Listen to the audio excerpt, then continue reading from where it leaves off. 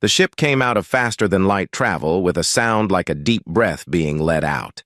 The hull was still hot from the jump. Captain Aaron Cole stood on the bridge and looked at the green planet in front of him. It hung in the dark like something alive, slowly turning, covered in cloud and wide stretches of land. It was beautiful. Aaron had seen a lot of planets in his career.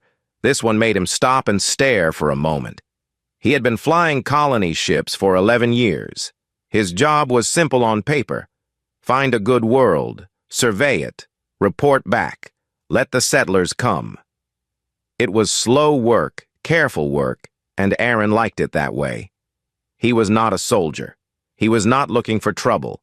He was looking for places where people could build something new. The planet below had everything on the checklist: breathable air, rich soil, and no extreme weather patterns, no large predators detected from orbit. The science team had been running scans for 3 hours and every reading came back clean. His navigator, Pete Garza, had already started naming features on the surface out of habit.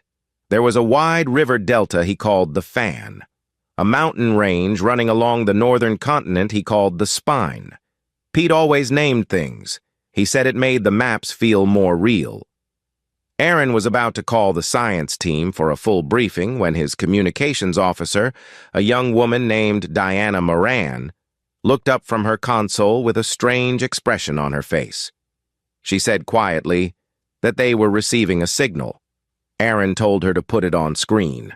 The signal was tight and clean, a direct transmission aimed right at the Endurance. It had not come from the planet below. It had come from somewhere out past the edge of the system, somewhere in the dark between stars. The translation software chewed on it for 4 minutes, while everyone on the bridge watched the timer count up. When the translation came through, Diana read it once to herself. Then she read it again. Then she carried the tablet to Aaron and set it down in front of him without saying anything. The message said that this system belonged to something called the Vreth. It said that humanity had been moving through space in a way that was not welcome. It said that the Endurance should turn around and leave immediately, and that failure to do so would be treated as an act of deliberate aggression. The last line of the message used a word that the translator had rendered in brackets because it had no clean equivalent in English. The closest meaning the software could offer was something like consuming pest or crawling infestation. It was not a neutral word. It was not a diplomatic word. It was the kind of word you used for something you did not think deserved to share your space. Aaron set the tablet down. He looked at Pete, who had stopped typing coordinates and was now staring at the floor. He looked at Diana, who was watching him carefully, waiting to see what he would do. He asked Pete if this system appeared in any of the Galactic Compact's territorial records. Pete pulled up the charts. He checked twice. He said no. This system was not registered to anyone. There was no flag on it, no claim, no notation. Under compact law, humanity had every right to be here. They had followed every rule. They had done everything correctly. Aaron nodded. That he asked Diana to connect him to Dr. Laura Finch, the ship's diplomatic officer. While he waited, he looked back at the planet. It had not changed. It was still beautiful, still turning slowly, still full of possibility. But something in the room had changed. Something had come into it that had not been there before. Dr. Finch arrived on the bridge still pulling her collar straight. She had been asleep. She read the message standing up. She did not sit down. When she finished, she said that the correct response was to introduce themselves, offer dialogue, and invite the Vreth to register any territorial claim through the proper compact channels. She said humanity had done this before with other species. It usually worked. There was a process for this kind of thing. Aaron agreed. He believed in process, and he believed in doing things the right way. He sat down at the comm station himself and wrote the response carefully. He kept it warm. He kept it respectful. He said that humanity came in peace and had no desire for conflict.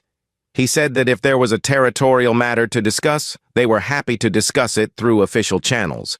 He said that humanity valued all life and all cultures and looked forward to learning about the Vreth. He sent the message on all frequencies. The reply came back in 40 seconds.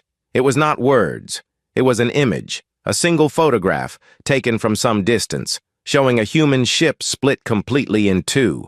The break was clean and total. The ship was the Cascadia, registry number visible on the broken hull. The Cascadia had gone missing 18 months ago. The official report had listed the cause as a possible navigation failure, a malfunction during a jump. 412 people had been on that ship. Scientists, families, a pediatric medical team on their way to set up the first children's clinic on a new frontier world. Pete looked at the image on the screen. He made a sound that was not quite a word. Diana pressed her hand flat against her console and did not speak. Aaron looked at the photograph for a long time. He looked at the registry number. He looked at the clean break in the hull, the way it had been cut. That was not a navigation failure. That was not a malfunction. That was not an accident. Someone had done that deliberately. Someone had made a decision to destroy that ship and every person on it, and then had kept quiet about it. And now was showing him the photograph like it was a trophy, like it was meant to teach him something. He stood up slowly from the comm station. He told Diana to open a secure channel to Admiral Nancy Webb at Compact Command. Diana asked what she should say when the connection was made. Aaron looked at the image on the screen one more time. He looked at the Cascadia, broken in the dark. He thought about the 412 names on that manifest. He thought about the children's medical team that had never arrived anywhere. He said, "Tell her everything." Admiral Nancy Webb had spent 30 years learning how to sit still in difficult rooms. She had sat in rooms where generals argued. She had sat in rooms where politicians lied to each other's faces and smiled while doing it. She had sat in rooms where grieving families waited for news that she already knew was bad. She had learned that stillness was not the same as weakness. Stillness was control. Stillness was how you kept thinking when everything around you was pushing you to react. She sat still now in the council chamber on Compact Station Aurelius and let the Vreth ambassador speak. The ambassador's name could not be pronounced by a human mouth, so the translation system had assigned it a reference code. He stood at the speaker's position for almost 2 hours. He did not use notes. The Vreth were tall creatures, built with overlapping plates of hard chitin that covered their bodies like natural armor. Their 4 upper arms moved constantly when they talked, not randomly, but in precise patterns that the Vreth used to add meaning to words the way humans used tone of voice. The translator did its best with the arm movements. Nancy watched them carefully. The Vreth's position was not complicated. They had been watching humanity expand through space for decades. They had seen the colony ships fan out across the spiral arm, planting flags on world after world, building outposts and stations and supply chains. The Vreth had decided that humanity was moving too fast, taking too much, growing in a way that would eventually threaten the balance that older species had spent centuries building. They had decided to stop it. The destruction of the Cascadia had been, in the ambassador's words, a message, a clear signal, a demonstration of where the boundary was. Nancy listened. She took no notes. She let him finish completely before she said anything. Around the table, representatives from other compact species watched her. The Thylon Collective had sent a delegation of 7. The Sorn Hegemony had sent 2 representatives, both very old, both very quiet. The Durai Drift had sent a single observer who had not spoken once. They were all watching Nancy the way people watched someone standing on the edge of something very high, waiting to see what the person would do. When the ambassador stopped speaking, Nancy waited a few more seconds. Then she said very calmly that the Cascadia had been carrying 412 people. The ambassador said yes. She said that among those 412 people was a full pediatric medical team on its way to set up the first children's clinic on a new world. She said there were families. She said there were people who had spent years training and preparing for the work they were going to do when they arrived. The ambassador said that the losses were regrettable. He said it the way someone says that rain on a picnic is unfortunate. He said it, and then he moved on, as if that sentence was enough to close the matter. Nancy nodded. She did not show anything on her face. She was thinking about something that most other species never fully understood about humans. It was a pattern that appeared over and over in human history, and other species kept misreading it. When humans were threatened, there were two responses that other species expected. Either the humans would escalate immediately, strike back fast, make noise, and show force, or the humans would pull back, recalculate the cost, decide the price was too high, and redirect. Both of those responses were predictable. Both of them had clear shapes. But there was a third response. The Vreth had not studied it. Most species had not studied it because it was quiet. It did not make noise. It did not look like anything on the surface. The third response was when humans went very, very calm and started paying extremely close attention to everything around them and began making careful decisions that would not bear fruit for months. Nancy was in the third response right now. She was thinking about supply chains. She was thinking about ship production timelines. She was thinking about the engineers and pilots she knew by name and which of them she would trust with difficult work. She was building something in her mind, quietly, and while she sat in this chair and let her face show nothing. She told the ambassador that she would not make threats today. She would not issue demands. She was going to return to Earth, speak to the Security Council, and explain exactly what had happened to those 412 people and why. The ambassador asked what would happen after that. She said they would have a very long conversation about what humanity did next. Then she stood up, thanked the chamber for its time, and walked to the door. Behind her, she heard the Thylon representative speak quietly to the Sorn delegate. The Thylon said that the Vreth did not seem to understand what they had started. The older of the two Sorn representatives answered in a low, slow voice that Nancy almost did not catch before the door closed behind her. The Sorn had been in the compact longer than most species had had written language. They had seen a lot. They had watched humans for 200 years, and they had learned something that the Vreth had never bothered to learn.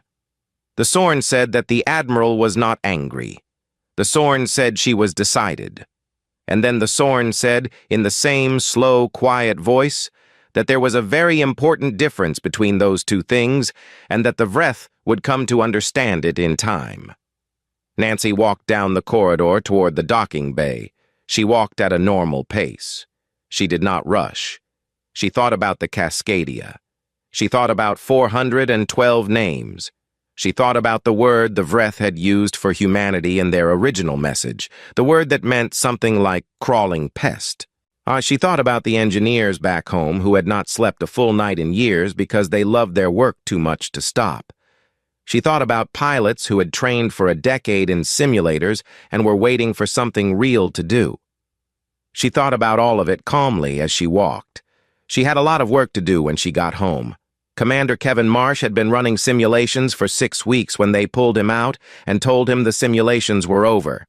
He was standing in a small gray room with a cup of cold coffee when his supervisor, a compact woman named Colonel Rita Owens, came in and set a new folder on the table in front of him. She did not sit down. She said that the council had voted. She said that the decision had been made at the highest level. That she said that what Kevin had been practicing in the simulator was now going to be built in the real world, and that he was being given command of the lead vessel. Kevin opened the folder. He looked at the schematics inside for a long time without speaking.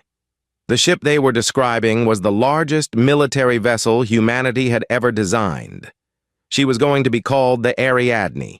She was not yet built, but her bones were already being laid in the orbital yards above Mars, and the pace of construction was unlike anything the yards had attempted before. Rita told him that the Ariadne was not alone. There were 11 other hulls being assembled in nearby orbital lanes, all at the same urgent pace. Engineers were working in shifts that had no real endpoint. Materials were being rerouted from civilian projects. And the entire production network had been quietly, deliberately turned in a new direction. Kevin asked how long. Rita said 4 months to operational readiness. Full fleet. He nodded and closed the folder.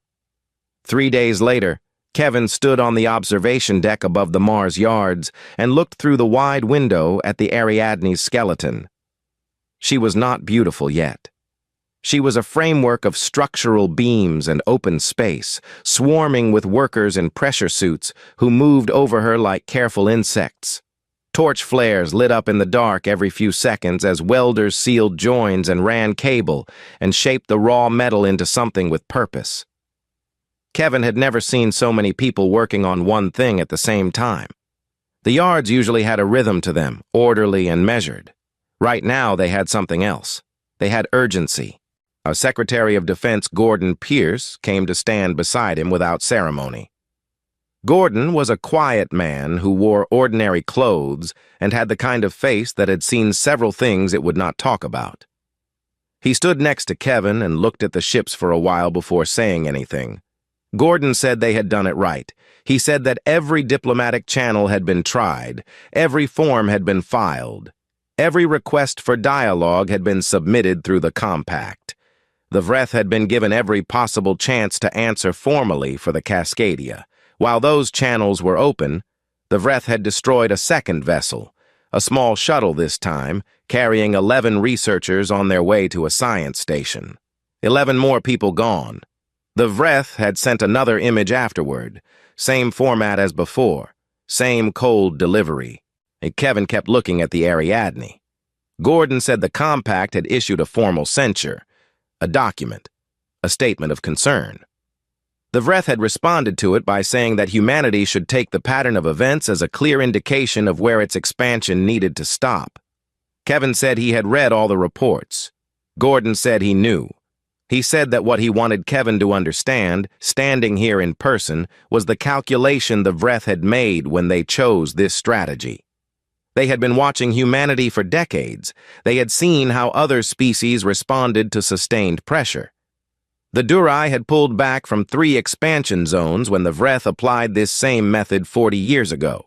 Controlled pressure, delivered consistently, with enough force to make the cost feel real. It had worked. The Durai had redirected. And the Vreth had studied the result and filed it away as a proven method. Kevin finally turned away from the window and looked at Gordon. He asked what was different this time. Gordon thought for a moment. He said several things. He said that the Durai had not lost hundreds of people on their version of the Cascadia. He said that the Vreth had looked at humanity's patience and read it as softness, had looked at humanity's preference for talking first, and assumed it meant humanity would always choose talking over everything else. He said the Vreth had run their calculations and had been confident in the answer they got back. He said the problem was that they had used bad data. Kevin looked back at the ships. He looked at the Ariadne's open frame, at the workers crawling over her in the dark with their torches and their tools. And he thought about what those workers were choosing to do right now, the hours they were keeping, the sleep they were not getting. They had been told what the fleet was for. Every one of them had been told, and not one of them had walked off the job. Gordon said that humanity had something the Vreth had not put in their calculations. He said it was not a weapon or a technology or a tactical advantage. He said it was harder to measure than any of those things. He said it was a reason. The Cascadia had 412 people on it. The second shuttle had 11. Every person in these yards knew those numbers. Every pilot who had submitted a volunteer application in the days after the second attack knew those numbers. The applications had come in faster than the processing system could handle them.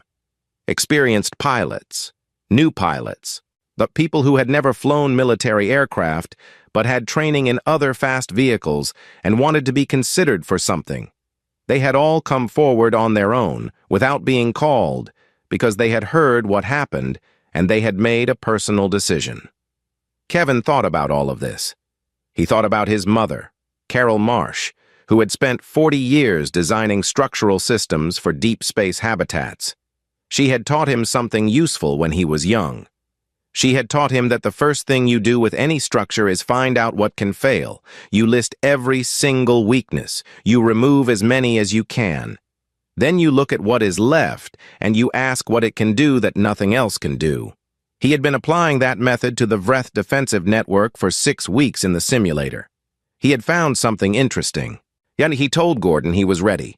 Gordon said good. He said Admiral Webb had overall command of the fleet. Kevin would command the Ariadne. 4 months. Then they would move. Kevin looked at his ship one more time. She was still just bones and open space and firelight. But he could already see what she was going to be. He could see the shape of her beneath all the unfinished work. He had always been good at seeing things before they were complete. He picked up his cold coffee and drank it anyway. There was a lot of work to do. The Vreth received their first intelligence reports about the human fleet construction 7 weeks into the build. The High Command reviewed the data in their council session and reached a conclusion that was recorded in their internal logs as follows. The humans are building ships out of emotion, not strategy. This is predictable behavior. We will allow them to finish building, and then we will show them the difference between feeling strongly and fighting well. This was a reasonable conclusion based on everything the Vreth knew. It was also completely wrong. Commander Kevin Marsh spent the 4 months of fleet construction doing one thing above everything else. He studied the Vreth. He read every report the compact had on them. He pulled records from the Thylin archives, which were older and more detailed. He talked to the 2 Sorn representatives who had been at the council session when Admiral Webb had walked out of the room, and the Sorn were willing to share things they had observed over many decades. Kevin sat across from them in a small office on Compact Station Aurelius and listened without interrupting for 3 hours. When they were done, he thanked them and went back to his cabin and sat with a blank page and wrote down everything that seemed important. What he found was a picture of a military system that was very strong in individual pieces and very fragile in how those pieces were connected. The Vreth had built their fleet over centuries with one philosophy at the center of it. Every node in their defensive network was made to be as powerful as possible on its own. Every station, every base, every fleet grouping was built to hold its position alone if it had to, without help. This was a good idea. It had worked well many times. It made each individual point in their network nearly impossible to destroy head-on. But it had a cost that the Vreth had never had to pay before, because they had built each node to be self-sufficient. They had never invested heavily in the links between nodes. The communication relays were efficient but not redundant. The supply lines followed predictable paths that had been in use for so long they were almost invisible to Vreth planners, the way a person stops noticing a familiar road. The resupply schedules between stations ran on a fixed rhythm that had not been seriously updated in 40 years, because it had never needed to be. Kevin had found the Vreth's blind spot. He brought his plan to Admiral Nancy Webb 6 weeks before the fleet was declared operational. She read every page. She asked hard questions for 6 hours. She changed 2 things and added a backup contingency for the 3rd phase. Then she approved it. The plan did not target Vreth military ships. It targeted the environment those ships needed to exist. So on the day the fleet moved, it came out of faster-than-light travel at 5 separate points simultaneously. None of those points were near a Vreth military installation. They came in at the communication relays, the fuel depots, the automated resupply corridors, the tight beam transmitter arrays that the Vreth fleet used to send orders from high command to individual ship groups. In the first 4 hours of the campaign, not a single Vreth warship was destroyed.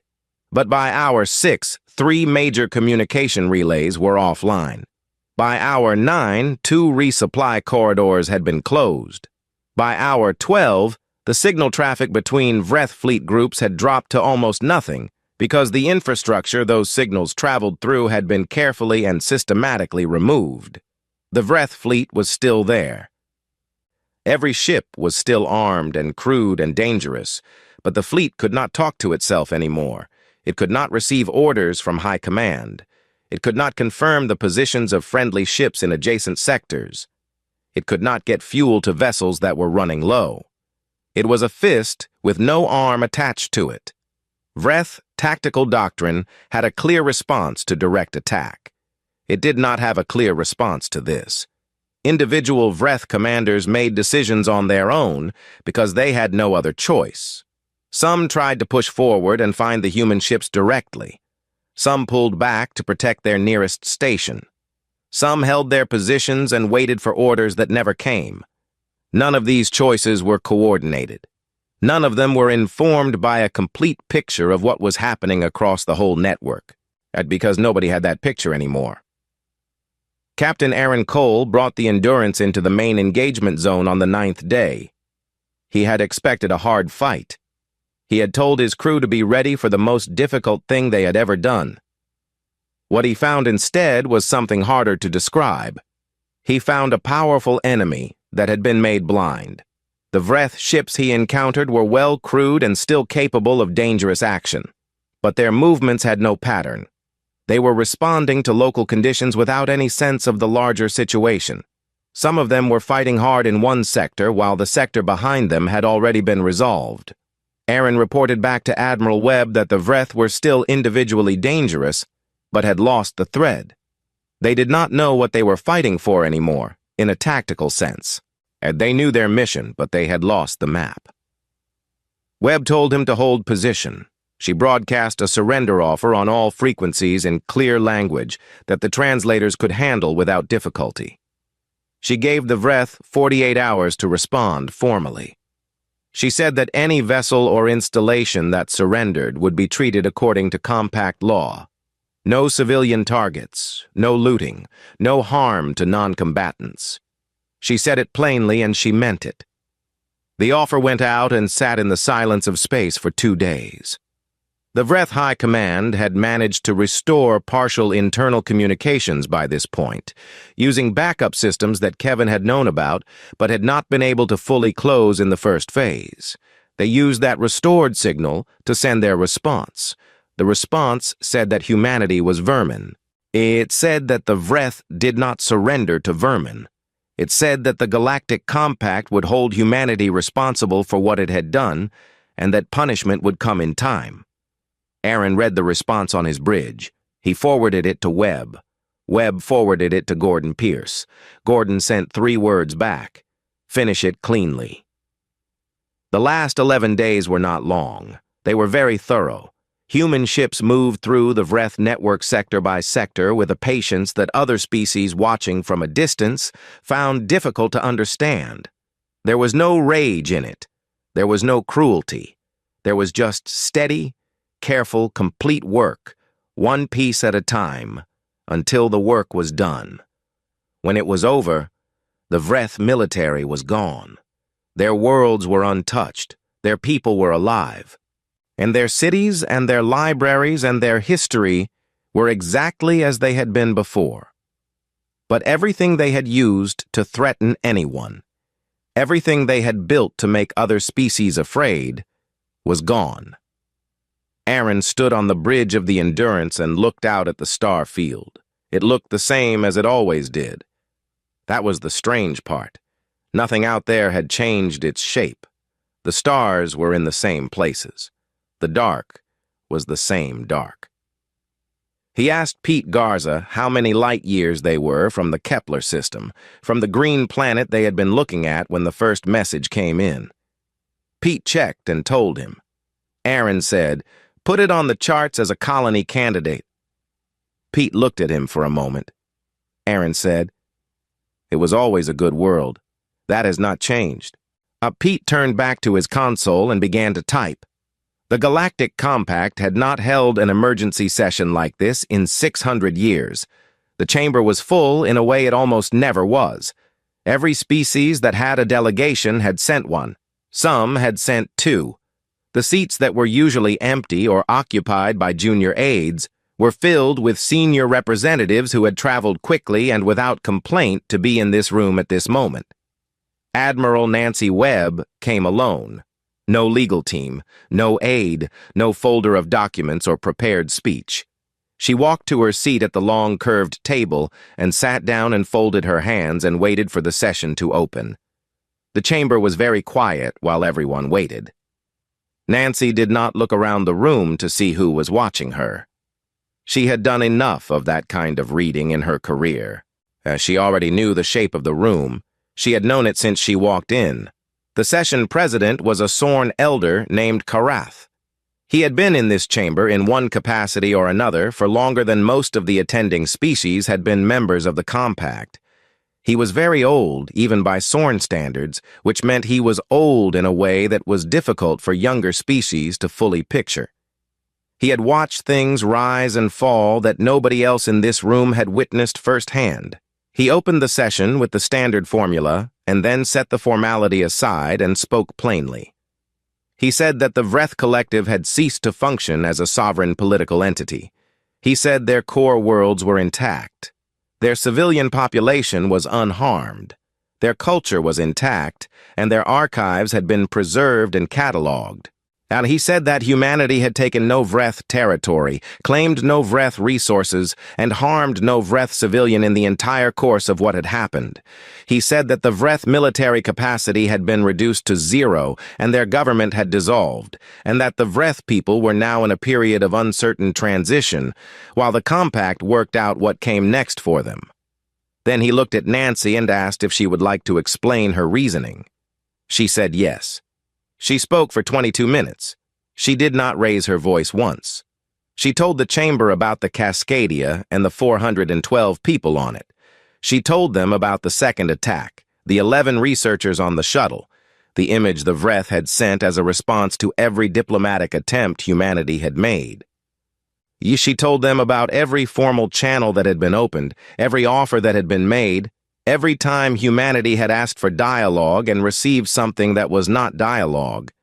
She told them about the surrender offer Webb had broadcast with 48 hours to respond, and what the Vreth High Command had sent back. She told them that no Vreth civilian had been touched. Not one. When she finished, the room was quiet for a long time. The Thylin representative, a careful and precise being named Aurea, leaned forward and said something that was not a question but sounded like one. She said that humanity had, in approximately 6 months, dismantled a military power that had been established and maintained for over 300 years. She said that most species in this room had been informed at various points in their history that challenging the Vreth militarily was essentially impossible. She said she was curious how humanity had found a way when everyone else had concluded there was none. Nancy thought for a moment. She said they had good engineers. A few delegates shifted in their seats. Someone near the back of the room made a sound that might have been a short laugh, quickly stopped. Karath spoke again. He said the Compact would have a long debate about how to classify what humanity had done. He said some would call it disproportionate, some would call it justified. He said the debate would be slow, and he did not intend to predict its outcome today. But then he paused, and when he continued, his voice was different. Lower. More deliberate. See, he said he wanted to say something to Nancy personally, and that he wanted it recorded in the formal minutes of the session. He said that in 200 years of observing humanity, the Compact had seen humans be generous and reckless, brilliant and careless. He said he had seen humans make mistakes that should have ended them and recover from those mistakes faster than any probability model could explain. He said he had seen humans offer friendship to species that laughed at them for it and offer patience to species that used that patience against them. He said he had also seen, now twice in the last century, what happened when humans stopped offering patience. He said he wanted it on record that the Vreth had been warned, not once, many times, through many channels. And they had looked at humanity's patience and decided it was the same thing as an inability to act. They had built their entire strategy on that reading. He said that reading was wrong. He said that patience, for humans, was a choice. It was not a limitation, or a weakness, or a lack of ability. It was something humans chose to offer because they preferred it, and it could be withdrawn. And when it was withdrawn, what replaced it was something he thought the compact would do well to remember clearly and to keep in its long records. Nancy said nothing. She let the words sit. The session moved on to procedural matters after that. There were forms to file and frameworks to establish, and many careful conversations to be had about the Vreth people and what the compact's responsibility to them was going forward. Nancy participated in all of it, and she was thorough and helpful, and she answered every question she was asked without evasion. Captain Aaron Cole was not in the chamber that day. He was in a small office on Compact Station Aurelius, sitting at a plain desk with a pen and a long stack of paper. He was writing letters. He wrote 412 of them, one for each person who had been on the Cascadia. He wrote to whoever was listed as the next of kin in the ship's records. Some of the letters went to spouses, some went to parents, some went to adult children, a few went to siblings, 2 went to friends listed as emergency contacts because those people had nobody else. His assistant, a young man named Cole Henry, who had only been working with him for 3 months, brought coffee at hour 3 and offered to help. Aaron thanked him and said he needed to finish this himself. Cole Henry nodded and left without pushing the point. He was a good assistant. The letters were not long. Aaron did not try to explain everything or justify anything. He told each person what had happened. He told them that the people on the Cascadia had done nothing wrong. He told them that the situation had been resolved. He signed each letter with his full name and his rank and the date, and he sealed it and set it on the stack. It took him 2 full days to finish all 412. When the last one was sealed, he sat with his hands flat on the desk for a while and looked out the porthole at the stars. The stars looked the same as they always did. That was the thing about space. It did not mark its history on its face. The dark between stars did not look different after something terrible had happened in it. It was the same dark it had always been. Somewhere out there, 12 new colony worlds were being surveyed. Engineers were drawing plans. Biologists were out in the field with their equipment and their notebooks. A new pediatric hospital team was being assembled. They were volunteers. Every one of them knew the full history of what had happened, and they had decided to go anyway. Aaron gathered the stack of letters and handed them to Cole Henry to send through the postal network across however many light years each one needed to travel to reach the right pair of hands. Then he stood up, put on his jacket, and went back to work. There were new worlds out there. That had not changed. There had always been new worlds, and there always would be. And humanity had always been the kind of species that looked at them and felt something that could only really be described as forward. That had not changed either. It never would.